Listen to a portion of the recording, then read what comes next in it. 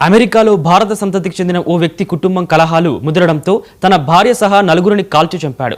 Georgia రాష్ట్రంలోని Gwinnett కౌంటీలోని Lawrence విల్లే ప్రాంతంలో శుక్రవారం తెల్లవారుజామున ఈ ఘటన జరిగింది. అట్లాంటాకి చెందిన 51 ఏళ్ల విజయ్ కుమార్ని నిందితుడిగా పోలీసులు గుర్తించారు. భార్య మీము డోగ్రా బంధువులైన గౌరవ్ కుమార్, నిధి చందర్, హరీష్ చందర్ని నిందితుడు విజయ్ కుమార్ కాల్చి చంపాడని పోలీసులు నిర్ధారించారు.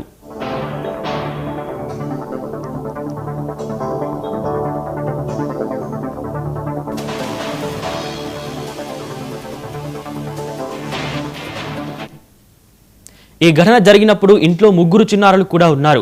కాల్పుల శబ్దం విన్న పిల్లలు భయంతో ఓ క్లోజెట్లో దాక్కున్నారు. వారిలో ఓ చిన్నారి సమయస్ఫూర్తితో 911 నెంబర్కు ఫోన్ చేసి సమాచారం అందించారు. దీంతో పోలీసులు వెంటనే ఘటనా స్థలానికి చేరుకున్నారు. పిల్లలు ముగ్గురు సురక్షితంగా ఉన్నారు.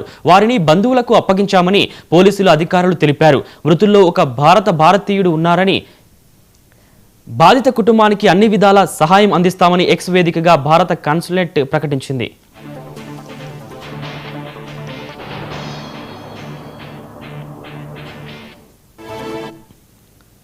అట్లాంటాలోని ఇంట్లో విజయ్ కుమార్ కు అతని భార్య మీము డోగ్రాకి మధ్య వాగ్వాదం మొదలైందని పోలీసులు ప్రాథమిక దర్యాప్తులో గుర్తించారు.